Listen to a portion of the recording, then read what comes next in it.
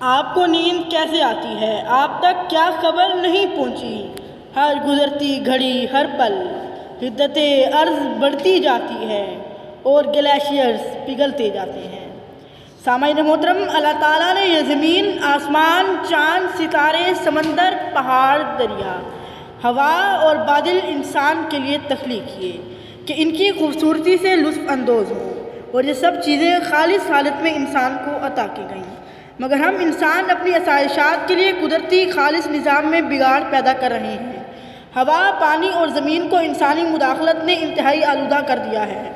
سامعین محترم، کیا ہم اپنی فضا اور ماحول کو آلودہ کر کے انسانوں اور تمام جانداروں کی بقا کو خطرے میں ڈالتے رہیں گے؟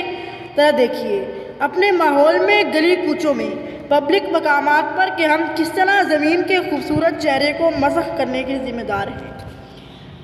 نہ ہوا صاف ہے، نہ فضا صاف ہے، وہ جو آب و بقا تھا وہ ناصاف ہے۔ زمین ہو، سمندر ہو یا آسماں، ایک ذرا سوچئے اب کہ کیا صاف ہے۔ موت ہے پر خطر اور یہ آلودگی، دوستو دل میں تھوڑی کسک چاہیے، مجھے اپنے جینے کا حق چاہیے، مجھے اپنے جینے کا حق چاہیے۔ صدر علی وقار، جب دولت کمانے کی ہوس میں انسان نے فطرت کے قوانین کو توڑا تو پھر ایک نئی تاریخ لکھی گئی۔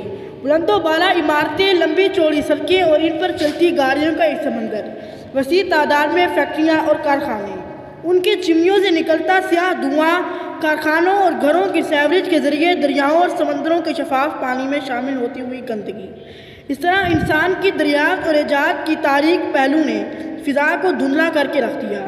گاڑیوں کے سائلنسر سے اور فیکٹریوں کی چمنی سے نکلتے دھوئیں نے محض فضا کو ہی آلودہ نہ کیا، انسان کے لیے بھی بہت سی تکلیفوں کا باعث بنا۔ اور پھر ایک بے ساختہ صدا آئی، میں دھرتی ہوں مجھے جینے دو، میں میرے حال میں جینے دو۔